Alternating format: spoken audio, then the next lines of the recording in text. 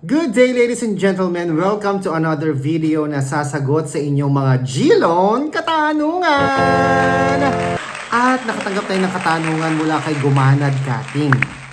2 buwan na daw siyang hindi nakakabayad sa kanyang G-Loan amount due. Alam niyo po kung anong dahilan? Dahil na put on hold po ang kanyang GCash account. Wala siyang access sa kanyang GCash account. Magtatatlong buwan na o 3 months na po siyang hindi nakakabayad ng kanyang G-Loan. Nag-aalala na siya, syempre tinatawagan siya ng Fuse Lending. So ang tanong niya, gusto naman niyang bayaran, paano niya mababayaran ang kanyang G-Loan amount due? Well, kung alam niyo ang kasagutan, please comment down below.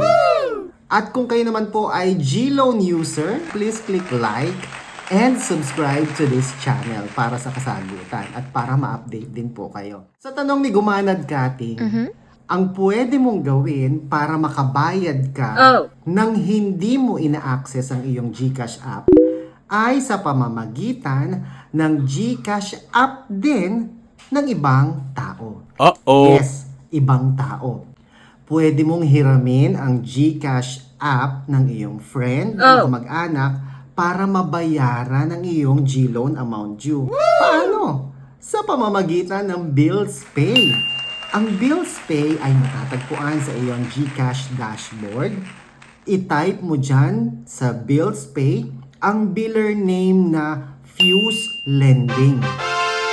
Pag nakita mo na yung Fuse Lending, ilagay mo na ang iyong agreement account number or contract account number, pati ang iyong mobile phone at ang halaga ng kailangan mong bayaran. Make sure na i-save ang screenshot ng proof of payment para nang sa gayon, meron kang reference o kopya o proof na ikaw ay nagbayad. Kung nasagot ko ang iyong katanungan, please click like, subscribe, and share para naman dumami po ang makapanood ng video na ito.